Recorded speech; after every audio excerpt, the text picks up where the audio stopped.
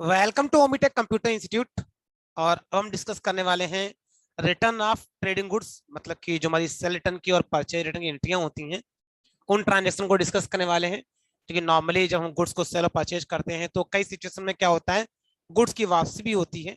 अगर गुड्स को डिफेक्ट रहता है या एक्स्ट्रा बिलिंग हो जाती है तो किन्हीं भी कारणों से गुड्स की वापसी होती है। तो जब गुड्स की वापसी होती है तो उनके भी नंबर ऑफ ट्रांजेक्शन होते हैं जिन्हें हम रिटर्न के ट्रांजेक्शन कहते हैं।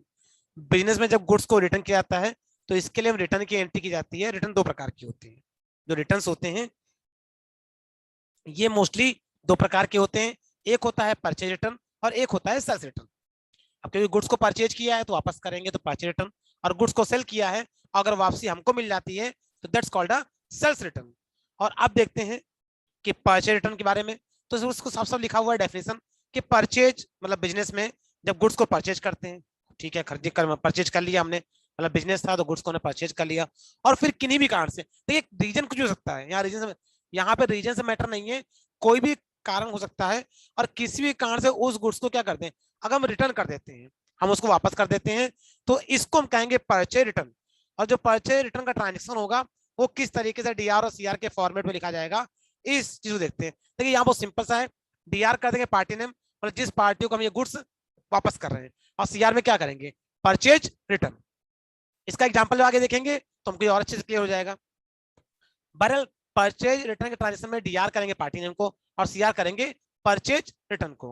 और ध्यान रखिएगा ये जो ट्रांजेक्शन है ये परचेज का जस्ट अपोजिट होता है, क्योंकि जो घटना है ये जो इवेंट है ये परचेज का जस्ट उल्टा हो रही है। क्योंकि परचेज में गुड्स आता है और किस पार्टी से आता है ये चीज रिकॉर्ड करते हैं।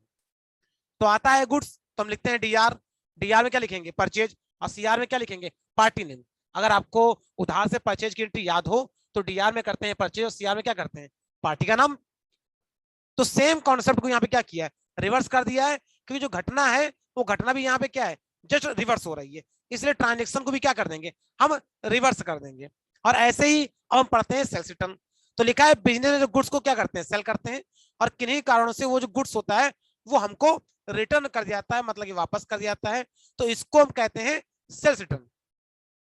तो ये जो इवेंट होता है, जो ट्रांजेक्शन होता है, इसे हम कहते हैं सेल्स रिटर्न।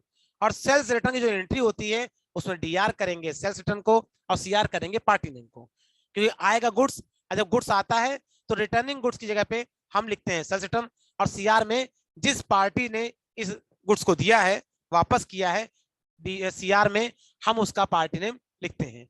और यहाँ पे नोट लगा है कि ये जो ट्रांजेक्शन है ये सेल्स का रिवर्स होता है।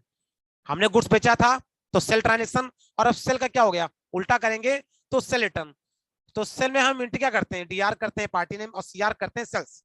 अगर आपको सेल्स का ट्रांजेक्शन याद हो तो डीआर करते हैं हम पार्टी नेम को जिस पार्टी को ने गुड्स बेचा होता है, और सीआर करते हैं सेल्स को तो उसमें गुड्स जा रहा होता है। लेकिन अब जस्ट रिवर्स है, गुड्स वापस आ रहा है तो डीआर करेंगे सेल्स रिटर्न, और सीआर पे उस पार्टी का नाम जिससे गुड्स वापस आया है, या यूं कह ले कि जिसने ये गुड्स हमको वापस दिया है, मतलब जो गिवर है उसको हम कहाँ लिखेंगे, सीआर में। तो इस तरीके से सेल्स रिटर्न और परचेज रिटर्न के ट्रांजेक्शन किए जाते हैं।